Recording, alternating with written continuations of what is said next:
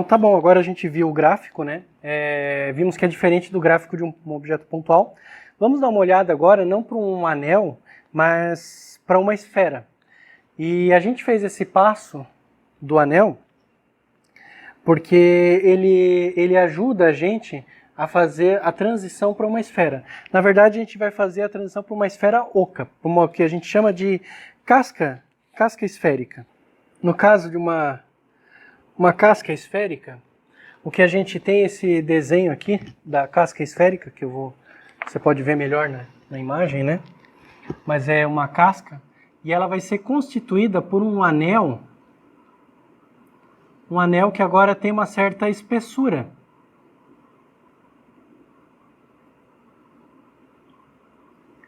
E a gente ainda está olhando, né, o que acontece no eixo, né, aqui num certo ponto P. Ainda estamos olhando aqui.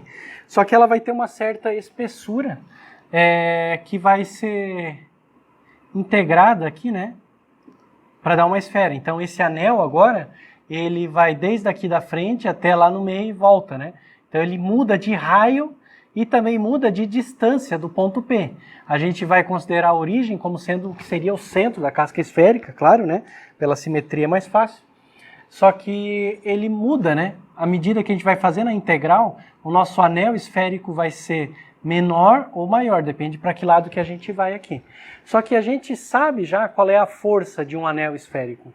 A gente só vai precisar agora reescrever em termos do que vai virar uma casca esférica. Então vamos lá. A gente vai chamar aqui ainda, né, essa distância até a origem. Nós vamos chamar ainda de R, distância R. A distância desse ponto até o ponto P, eu vou chamar de S. Como vai ser uma esfera, uma casca esférica, essa distância aqui vai ser sempre igual. É o raio da esfera. Tá?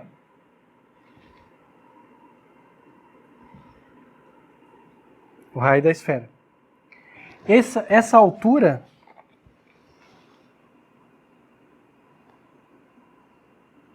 essa alturinha aqui, se esse ângulo aqui eu posso chamar de ângulo θ, essa altura vai ser R seno de θ. Bom? Então posso chamar isso aí. Esse ângulo aqui a gente já tinha dado o nome antes, né? Chamava de alfa. Na verdade isso aqui era o A, né? Do nosso problema anterior, né? Então temos aí o alfa. E agora a gente percebe que esse anelzinho vai ter uma espessura infinitesimal aqui. Uma espessura infinitesimal, que é o que a gente vai integrar, né? E que vai ser R de θ. R de θ. Ou seja, uma pequena variação no ângulo θ me dá o R ali. E nós vamos calcular essa integral. Qual é a força que esse anel de massa aqui infinitesimal exerce sobre o meu ponto P? Basta a gente pegar a equação do anel. Então a força vai ser infinitesimal, porque ele tem uma massa dm, né? E ela vai ser igual a G, a massa do ponto P, vezes a massa de um elemento. Agora o elemento não é uma pontinha do anel, o elemento é o anel, só que ele tem um tamanho de θ, né? Um tamanho angular de θ aqui. E a gente vai integrar na casca toda para ter a massa da casca. Então o anel tem massa dm, o anel tem uma massa infinitesimal. Vezes a distância x até o anel, né? Então a distância até o anel, dividido no eixo x, né, claro, pelo s ao cubo. Como a gente tinha antes, a mesma expressão. Então temos que usar os mesmos elementos ali do que a gente tinha antes. A gente pode fazer essa integral aqui, a gente vai fazer essa integral, né? Então, integrando essa f, a gente acha a força total. Só que, cuidado, essa integral tá o bicho.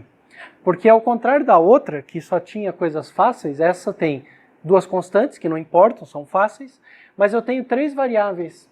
E as três estão escritas em termos, são três variáveis independentes, olha só.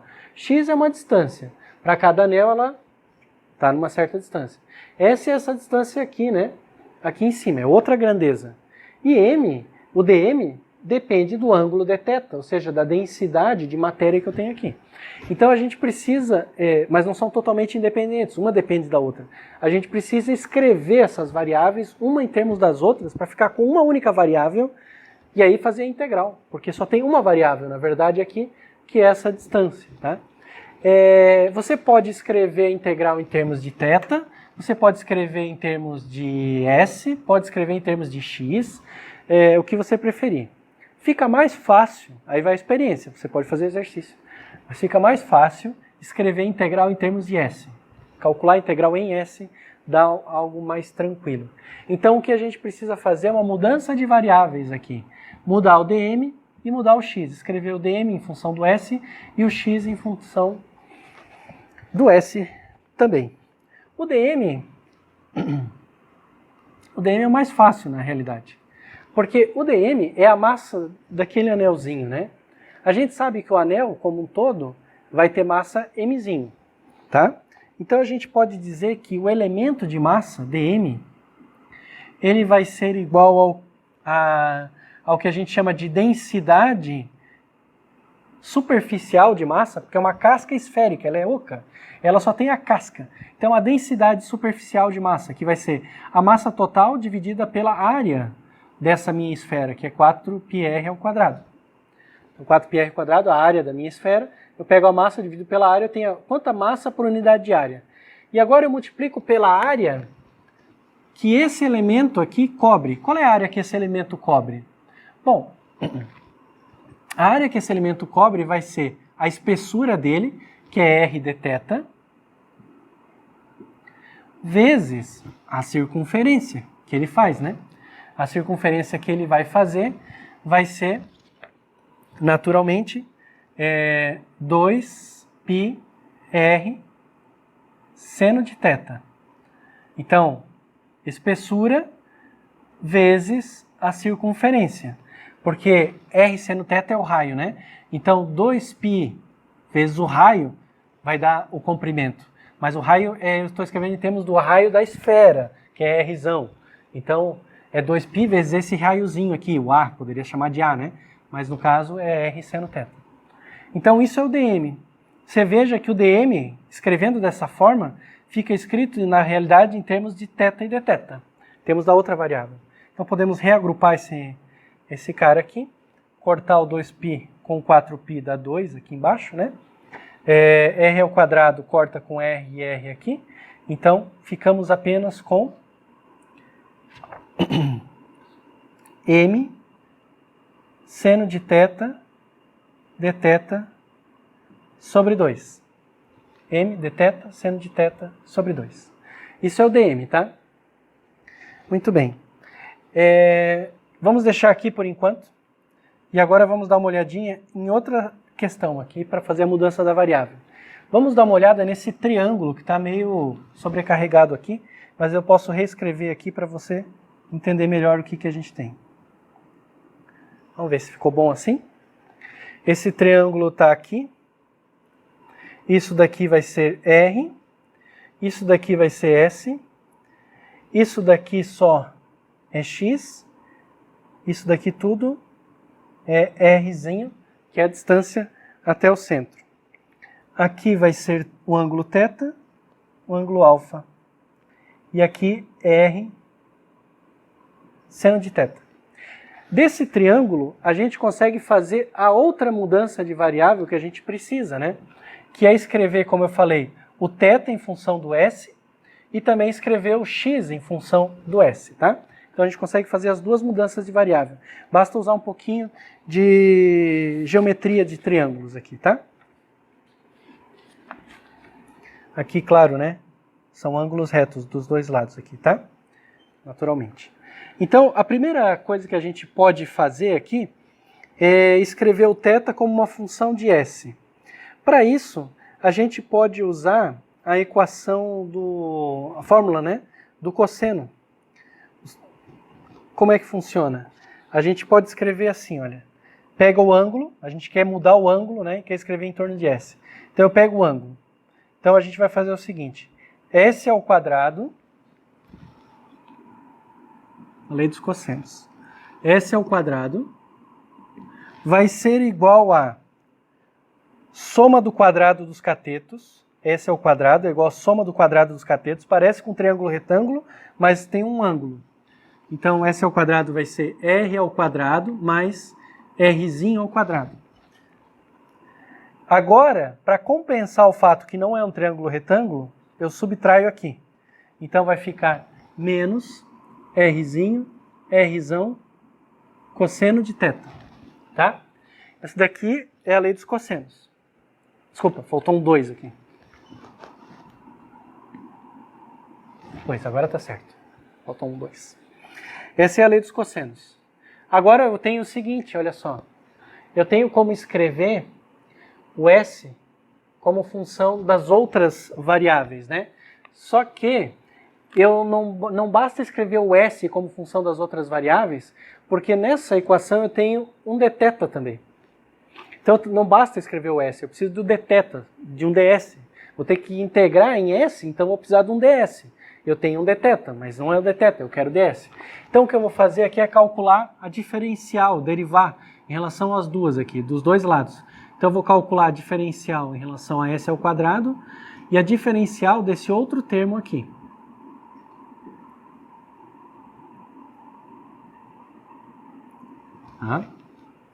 Então, se eu calculo a diferencial de S quadrado, vai dar 2S ds. Diferencial, né? Derivada da coisa vezes a diferencial dela. Agora, R ao quadrado é o raio da minha esfera aqui. É uma constante, então some. Rzinho sim. Rzinho... desculpa. Rzinho não. Rzinho também é constante, claro. Se não fosse eu estava encrencado. Rzinho também é constante porque é a distância do centro ao ponto. Então a diferencial de R quadrado dá 0, mais a diferencial de Rzinho dá 0, porque é constante também. E a diferencial desses dois aqui vai ser menos R, né? Diferencial do cosseno de θ na realidade. Porque tanto Rzinho como Rzão são constantes, né?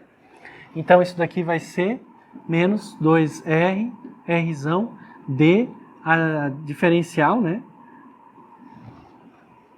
Diferencial ali do cosseno de θ. A gente sabe que a derivada do cosseno é menos seno. Então, isso aqui vai ser 2Rzinho, Rzão, seno de θ, dθ. Olha que coisa. A gente ficou, então, com 2S ds igual a isso aqui.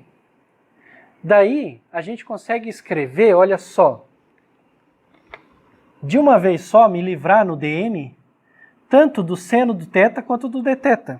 E é por isso que é interessante fazer a integral em termos de S. Porque eu posso isolar o seno de θ dθ aqui. Então, corta os dois, né? O seno de θ dθ vai ser igual a S ds sobre Rzinho, Rzão. Repara uma coisa importante. S comprimento, ds comprimento, comprimento ao quadrado. R comprimento, Rzão comprimento, comprimento ao quadrado. Então, comprimento quadrado por comprimento ao quadrado fica adimensional, não tem unidade. Como tem que ser seno θ dθ, né? Então, a gente pode concluir aqui que dm, elemento de massa, vai ser m sobre 2 no lugar de seno de θ dθ, S, R, Rzão, ds. E eu já tenho o meu dm escrito só em função do S. Agora, para poder matar essa integral, terminar de matar a integral, falta escrever o x. O x vai sair daqui também, com certeza o x sai daqui também. O que a gente pode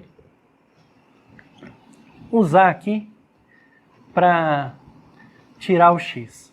Bom, eu preciso escrever o x em função do s, porque é natural que ele varie com o s, né?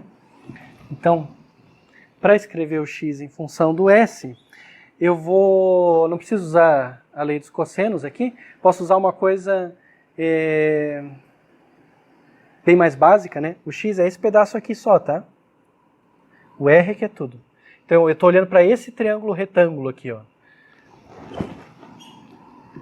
Estou olhando só para esse triângulo retângulo aqui. Alfa, S, X, tá? Alfa, S, X. Então, o X, na verdade, ele é S cosseno de alfa, né? X é isso dali só. Só que se eu colocar desse jeito na equação, eu estou encrencado de novo. Porque eu tenho duas variáveis que mudam na integração. Tanto S quanto alfa, né? A reta aumenta aqui. Então eu preciso ainda escrever agora o alfa em função do S. De uma maneira similar ao que eu fiz com o θ. Então, naturalmente, para terminar essa conta aqui, eu vou precisar de novo lançar a mão do triângulo da lei dos cossenos. Só que em vez para o ângulo θ, agora eu vou olhar para o ângulo alfa. Então eu olho para cá. R ao quadrado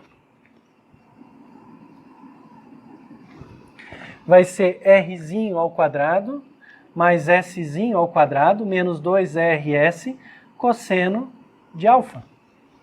Tá? Cosseno de alfa. Agora, eu não estou precisando de diferencial nenhuma. Eu não tenho um d alfa aqui. Não tem?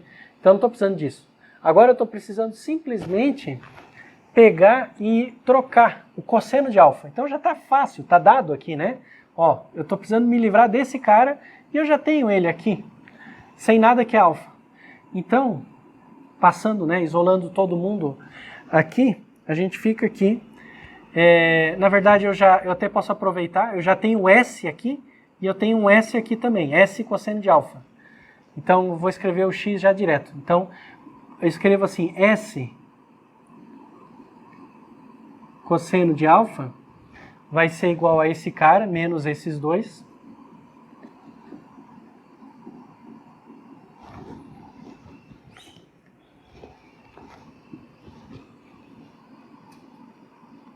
Dividido por menos 2R.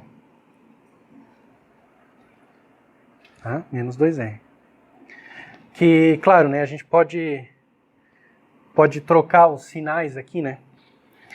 Podemos trocar os sinais, então isso aqui naturalmente vai ser Rzinho ao quadrado menos Rzão ao quadrado mais S ao quadrado. Dividido por 2R, fica bem mais decente, assim, né? 2S, não, 2R, tá? Então, agora a gente tem tudo, olha. X vai ser R ao quadrado, mais S ao quadrado, menos Rzão ao quadrado, dividido por 2R. A gente tem tudo lá. A gente tem o dm, escrito em função de ds, temos o x escrito em função de s. Lembra que Rzinho e Rzão são constantes. Agora eu vou jogar nessa expressão aqui, ó, para calcular a integral. Então vou jogar lá naquela expressão. Eu vou ficar com a força vai ser a integral de g mzão. No lugar de dm vai ficar mzinho sobre 2 s Rzão ds, isso era o dm, tá? No lugar do x vai ficar esse cara aqui, r quadrado mais s ao quadrado menos r ao quadrado dividido por 2rzinho. Isso aqui era o x, tá? Isso aqui era o dm. Ainda ficou faltando um s ao cubo aqui, ó. Que não dá para esquecer. Vamos botar ele aqui de baixo para não faltar nada. Nem vou falar dos limites de integração ainda. Vamos só ajeitar essa situação aqui, tá? Posso até tirar a integral para não ficar, então, faltando nada. Vamos deixar em termos da diferencial. Nem vou falar do limite ainda. Daqui a pouco eu taco-lhe a integral e aí discuto os limites, tá? Então, isso daqui dá uma coisa enorme aqui, né? A gente pode ajeitar essa equação aqui.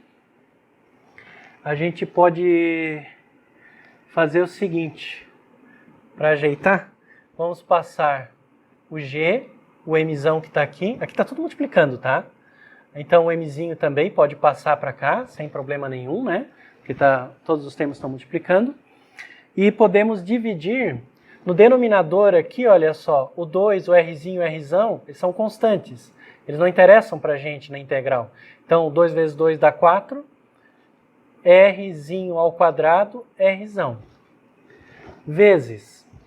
Agora quem tem s a gente precisa cuidar. Então cancela esse aqui, dá um quadrado. E esse cara aqui tem um S, e além disso, né, tá uma subtração aqui dentro do parênteses, precisa tomar cuidado, isso aqui é super perigoso, né? Então vai ficar R ao quadrado mais S ao quadrado menos Rzão ao quadrado sobre S ao quadrado, né?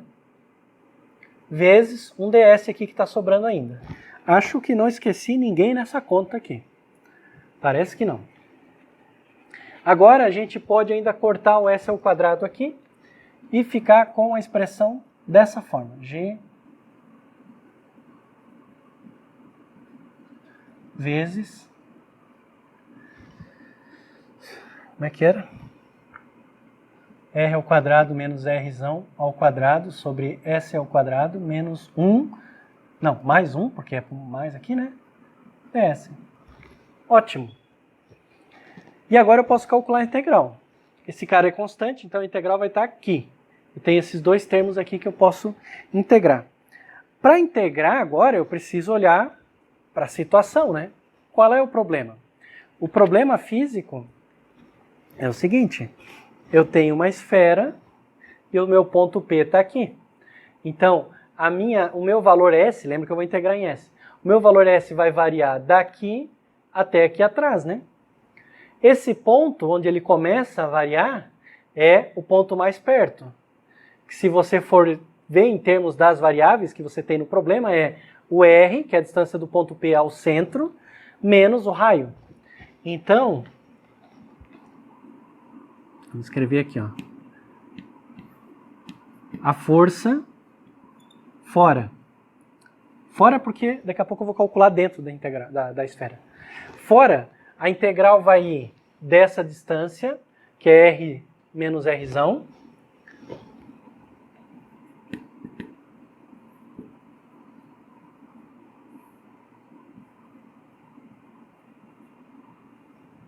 Rzinho menos Rzão. Ficou um pouco esquisita essa anotação, mas é a anotação que o livro usa. Um pouco esquisita porque o Rzinho, em geral, é maior que o Rzão, né?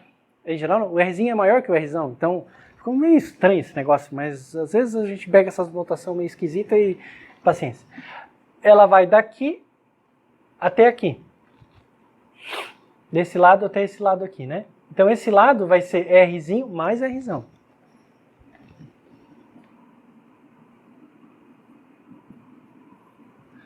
A integral desse cara aqui, né? Eu estou integrando em S. Então, R ao quadrado menos Rzão ao quadrado sobre S ao quadrado mais 1 ds. Na verdade, são dois termos na integral, né? Esse termo aqui é muito fácil, uma integral de ds, variando daqui a aqui, uma mata. Esse termo aqui é um valor que não muda, uma constante, dividida por um termo ao quadrado, uma integral então de 1 sobre x ao quadrado, que também é uma integral facinha de ser feita, né? Então, olhando desse jeito, pode parecer meio braba, mas na verdade ficou muito fácil, muito mamata essa integral aqui, né? Se você jogar essa integral aqui, se você jogar, então vai dar o seguinte: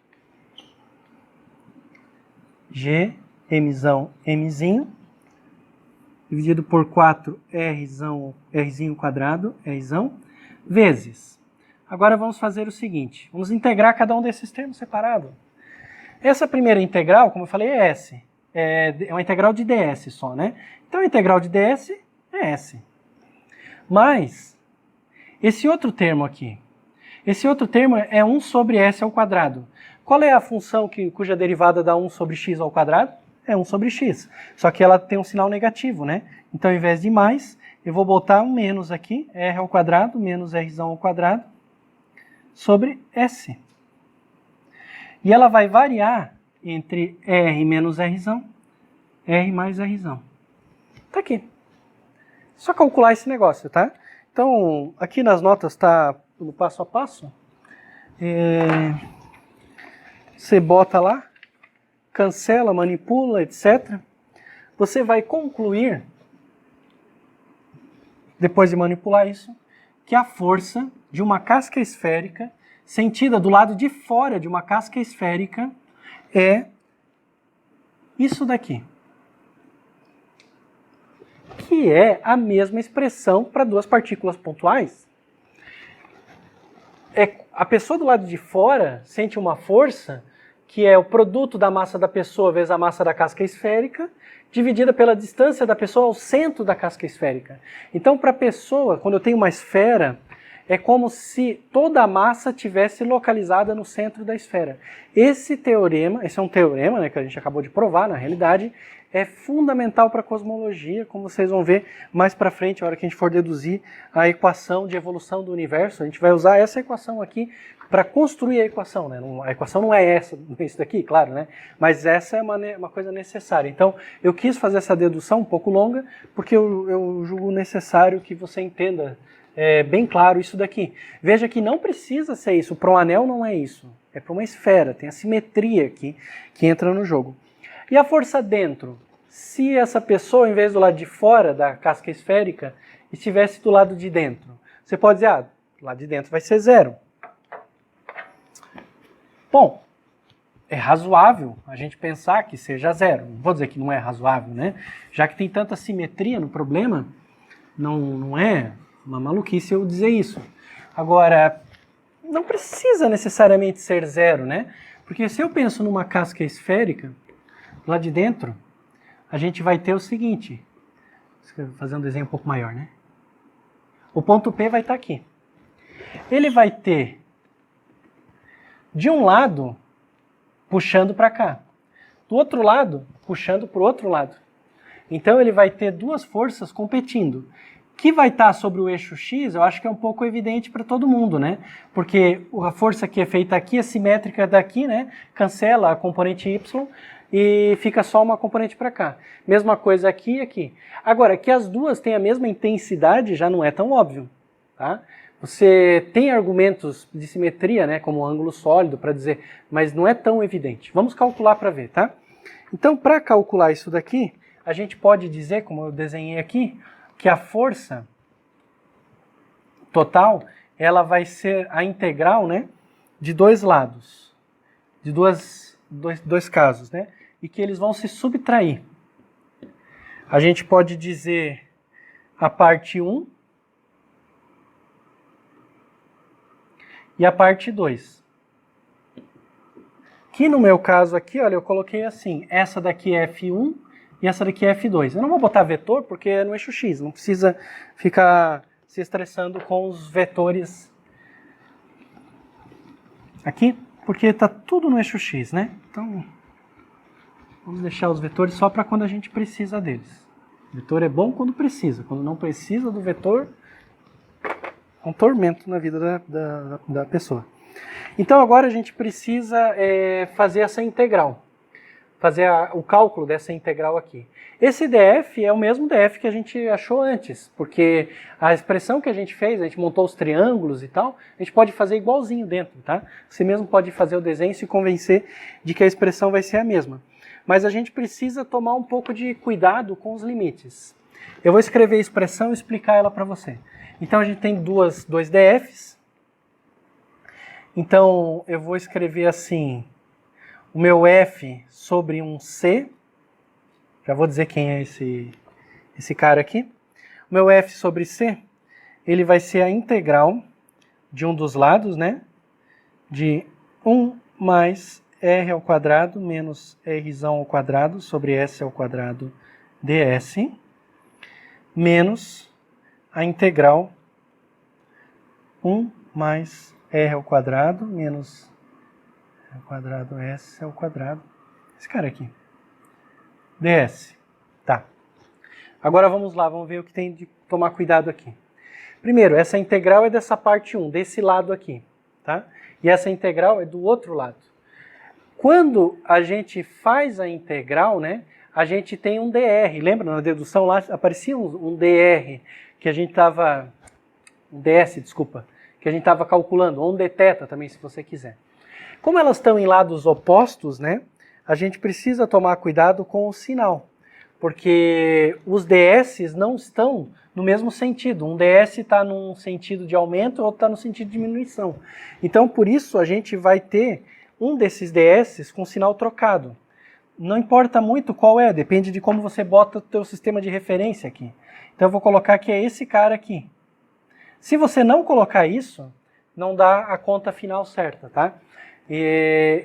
Mas não é difícil de se imaginar o que eu quero dizer. O que eu quero dizer é o seguinte, você tem um eixo, por exemplo, isso acontece muito na integração. Você tem um eixo x.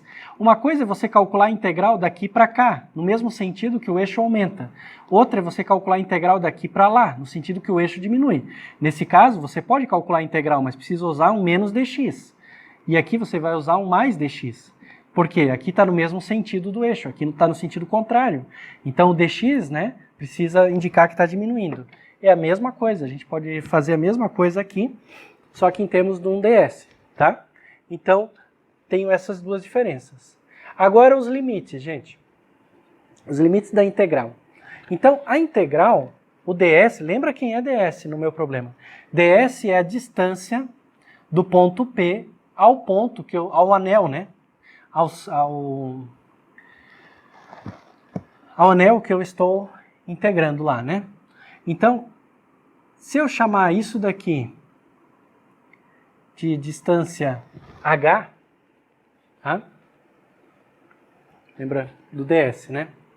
O ds, você não está lembrando, deixa eu te lembrar aqui. Eu tinha um ponto P, isso aqui era S. Então, se esse ponto vem aqui para debaixo, né? O ds desse cara aqui é h. Desculpa, o ds. O s, a distância é h. Depois vai integrar, né, até aqui. Então, essa distância. Então, essa primeira integral aqui da parte 1, ela vai ir, a parte 1, de h até aqui atrás. Aqui atrás vai ser qual distância? Então, se isso aqui é o r, né?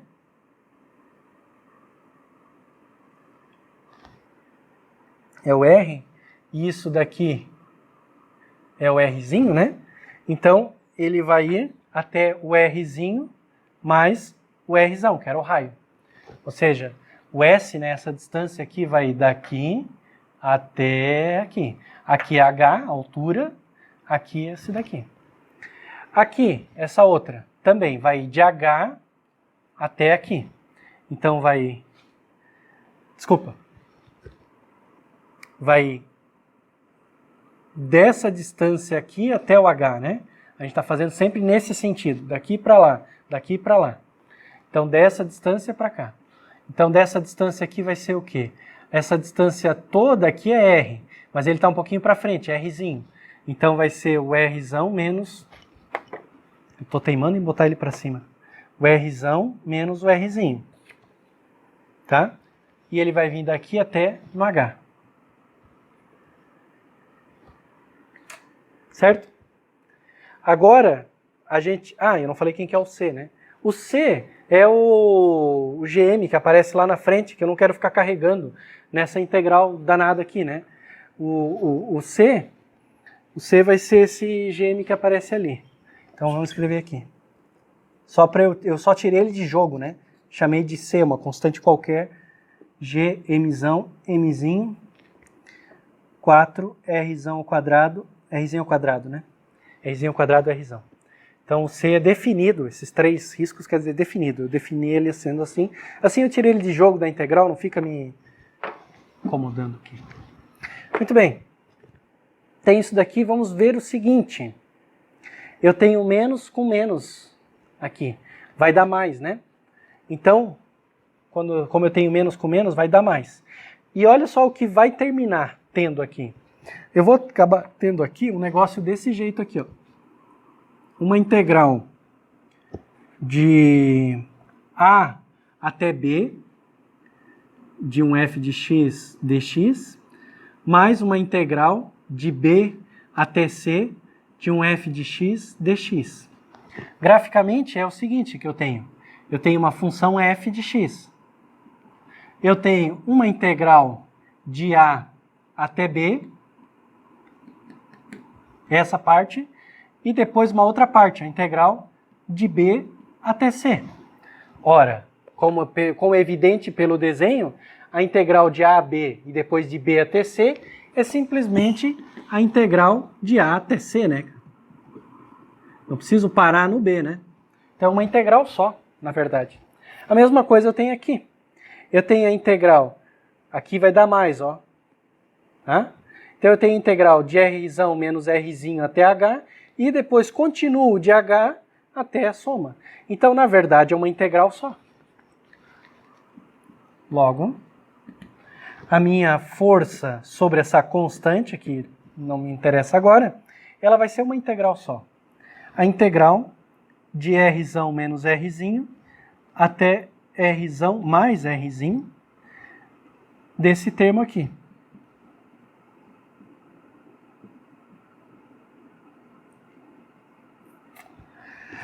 E, como antes, é uma integral bem fácil de fazer.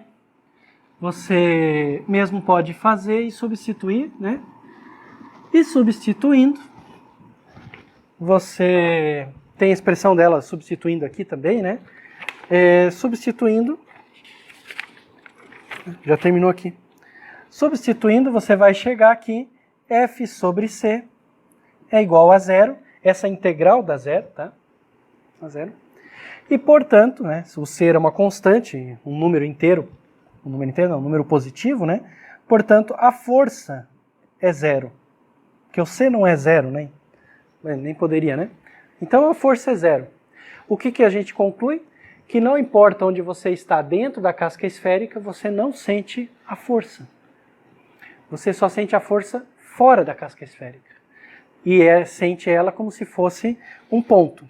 Então, esse teorema é muito importante. Ele diz o seguinte: você tem uma casca esférica, fora é como se ela fosse um ponto. Como se tudo estivesse num ponto. Você não tem como saber. Por exemplo, se você, digamos que você seja cego. Você só tem um medidor, né? O único sentido que você tem é um medidor de gravidade. Você não tem como saber qual o raio da casca esférica. Você só sabe que tem uma massa e que o centro de gravidade, o centro dessa massa está aqui. É só isso que você sabe, tá? Você só saberia que é uma casca esférica se você pudesse ter outros sentidos, né? Outras coisas para saber aqui. Isso é muito importante. E também, se você estiver dentro, não importa onde, não importa onde, hein? Você pode estar aqui nessa beirada. Você não sente força gravitacional nenhuma. A casca esférica não exerce força líquida sobre você, resultante. Tá? Uma maneira, eu disse, há várias formas, né, de você fazer essa dedução aí, né? Mas é aqui que a força desse cara é muito grande, porque está bem perto, e a força desse cara aqui é pequena, porque está longe, mas ele tem muitas componentes. Então, no final, as duas se cancelam, tá? Então, um teorema bastante interessante, tem implicações interessantes para a astrofísica, esse teorema aqui.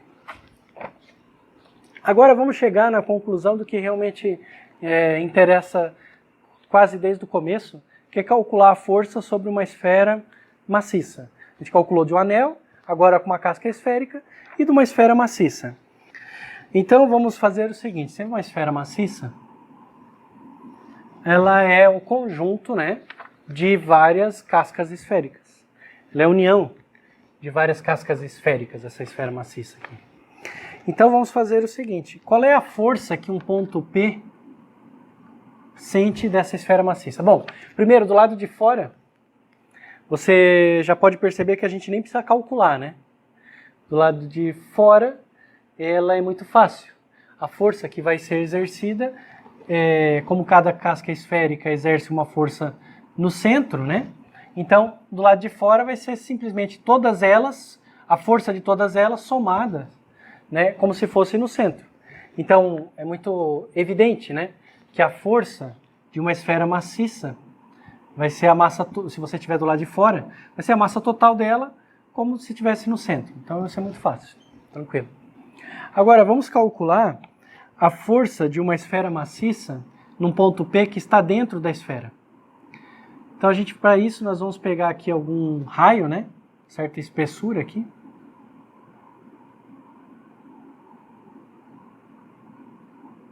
Certa espessura dr. Aqui é o ponto P, tá? E vamos calcular essa força. Vamos supor que a esfera, em princípio, tem uma densidade que depende da posição, ou seja, ela pode ser mais densa no núcleo, como é a Terra, e menos densa fora, tá? O Sol é assim, as estrelas são assim, as coisas em geral têm densidade variável, né? Então vamos dizer o seguinte, se isso aqui é um eixo X, né? Vou botar o ponto no X. Vamos dizer que a densidade, matéria por unidade de volume, ela é uma função de x. Isso quer dizer, ó, eu defino que a densidade varia com o x, tá? Então a densidade é uma função de x. Bom, a gente sabe que a força que o ponto P sofre dessa casca esférica vai ser como se ela tivesse toda, ela tem uma massa dmzinho, né, porque é uma casca, né, mas é como se ela tivesse toda na posição aqui, né, onde R aqui é a distância, tá? Então é como se ela estivesse toda no centro. A gente acabou de ver esse resultado aqui, tá? O que eu preciso fazer é o seguinte, é escrever esse dm em torno da densidade, porque daí eu posso integrar para x, se eu tiver a lei de como a densidade varia com o espaço, tá? Então, para isso, a gente escreve o dm. O dm vai ser, naturalmente, né, a densidade vezes o dv. Na verdade, isso aqui, deixa eu escrever direito isso aqui. Aqui parece que eu estou fazendo uma magia, né? A densidade, num certo ponto, ela é a massa, como a massa varia com o volume, né? Ou seja, se eu quiser saber a densidade num certo ponto do espaço, eu vou pegar uma caixinha de um certo volume, vou medir a massa dela, é uma caixinha bem pequenininha, porque é para um ponto do espaço, então tem que ser pequeno, né? Dividido por um volume, que vai ser muito pequenininho. Daqui eu tiro o dm, na verdade, né? Então o dm vai ser ρdv. Uma equação bem comum na física aí, né? Então o dm vai ser ρdv. Só que eu não preciso trabalhar com dv, porque dv, na verdade, pode ser escrito em função de x, porque eu estou assumindo uma simetria esférica. Então, o que acontece é o seguinte, a densidade, ela não depende da posição tridimensional, x, y, z. Eu estou dizendo que ela depende só do x, ela depende só da distância ao centro. X é a distância ao centro. Então, a densidade depende de uma única variável. Ela é simétrica, esse problema, né? Tem simetria esférica. Então, ao invés de escrever um dv qualquer, eu posso simplesmente escrever como é que é o dv em função dessa casca. E como é que é o dv dessa casca? Vai ser a espessura dessa casca.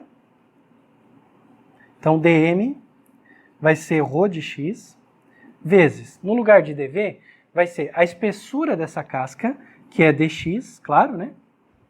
Vezes a área da casca, que é 4 π x ao quadrado.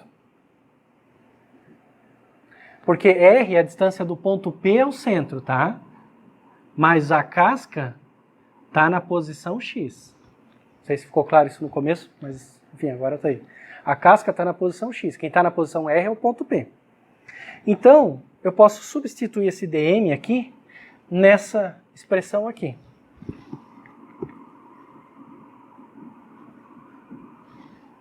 Logo, o meu df vai ser g mzão sobre r ao quadrado, veja, é p, a distância r, não muda, vezes o dm, onde o dm vai ser ρ, que depende de x, 4π x ao quadrado dx. O r, nesse caso, o r é constante, porque o p não muda de lugar, então está sempre a mesma distância. Então, a integral vai ser calcular daqui até aqui a soma da contribuição de todas as cascas. Então, a força vai ser g, mzão, r ao quadrado. Ah, faltou um 4π, né? Vamos escrever aqui um pouquinho para trás. Então, a força vai ser 4π gmzão. a integral de ρ de x, x² dx, onde x vai de 0 até r. Então, x é uma variável que some, a gente chama de variável muda no problema, né? Ela some, porque no final, na integral, vai ter só o r, tá? Então, essa daqui é a expressão para a força, né, de uma esfera maciça, desde que o r seja menor do que o raio da esfera. Por quê? Porque se r for maior que o raio da esfera, essa expressão aqui, ela resulta, né, na massa total da esfera, sobre 4π. Então, se for a esfera toda, a força, né, vai ser simplesmente, como eu falei, a massa total da esfera dividida por r². Então, isso aqui é para r maior ou igual a r. De fato, se você botar aqui rzinho igual a r, né, você vai chegar nessa mesma expressão aqui, tá? Então, a gente chega nessa expressão aqui. Agora, a gente pode botar alguns exemplos, por exemplo, a densidade. Então, se a densidade for constante, você vai acabar chegando no seguinte. Seja ρ, na verdade, é uma constante, que vai ser a massa total da esfera sobre o volume dela, 4/3 de πr ao cubo. É constante, não muda. Então, é a massa total dividido pelo volume da esfera. Então, se for isso, né? Isso daqui vai dar, então, F. Mas F, vamos botar aqui, ó, 4π G, Mzão é a massa do ponto P, que está sentindo essa força, sobre r², vezes, no lugar de ρ, eu tenho isso, que é constante, então vai dar 3mzinho, 4π, rzão ao cubo, a integral de 0 a r de x² dx. Eu estou ainda deixando de 0 a r, porque eu ainda estou dentro da esfera maciça, eu ainda estou numa distância r, tá?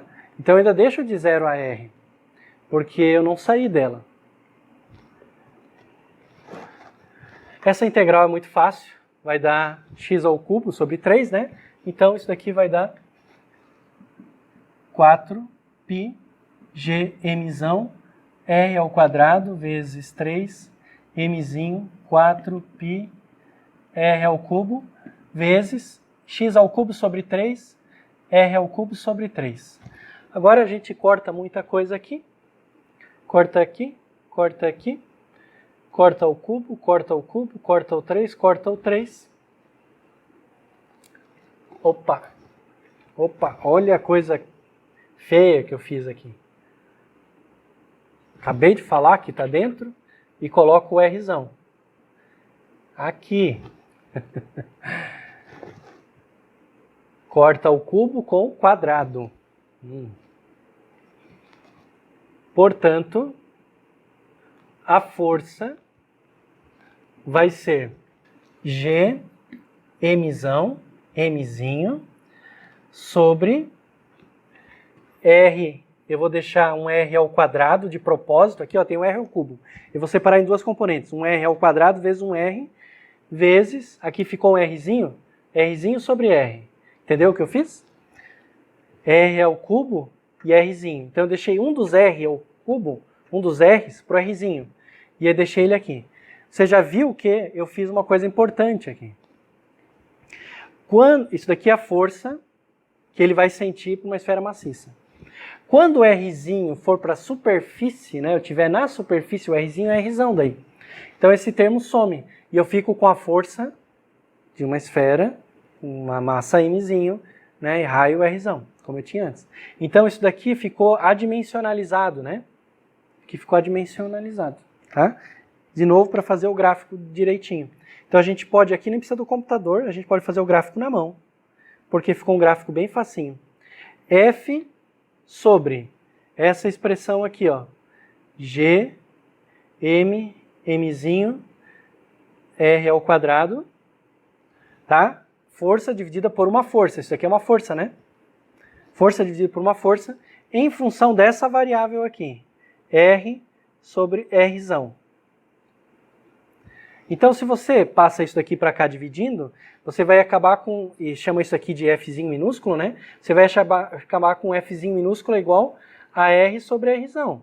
Mas isso daqui é a própria variável, que eu posso chamar de U. Então, F igual a U. F igual a U é Y igual a X, é uma reta com inclinação 45 graus.